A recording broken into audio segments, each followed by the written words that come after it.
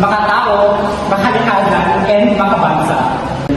But first, let us define what is core values. Core values was under Department of Education in the Philippines. First, we will discuss the Makadiyos. Makadiyos is a Filipino term which means godly or for God. It's a Filipino core value that encompasses religiosity and is considered as one of the most important traits of a Filipino. Next, can you give me an example of Makadiyos? Miss Roswell. Always pray, Mom. Very good. What else? Miss K.R. Going to church. Very good, class. The second core value is makatao. Makatao is a Filipino word that means compassionate, merciful, tender-hearted, or pitiful. It can also refer to someone who is part of the community and acts for all the good for all.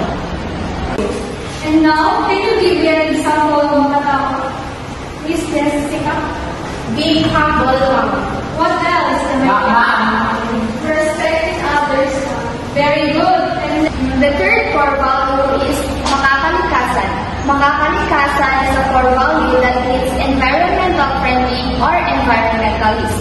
This core value underscores the significance of environmental conservation and sustainable. It encourages individuals to take care of the environment and appreciate the beauty of nature. next, can you give me an example of makakalikasan? Miss Rivera. Standing the Islam. Very good. What else? Mr. Shakuro. One of the example of makakalikasan is by protecting our environment. Very good, class. Cut. The last core values is makabansa. Makabansa are told as the love of the country. Makabansa instills a sense of patriotism and love for one country. It encourages individuals to actively participate in nation building and upholds the values and traditions of the Philippines. And last, can you give me an example of makabansa? Mr. Shakuro. By understanding cultural awareness. Very good, class.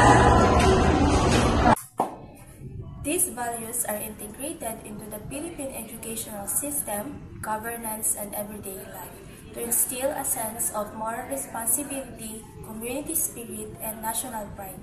They are also a unifying framework for Filipinos, ensuring collective growth and sustainability.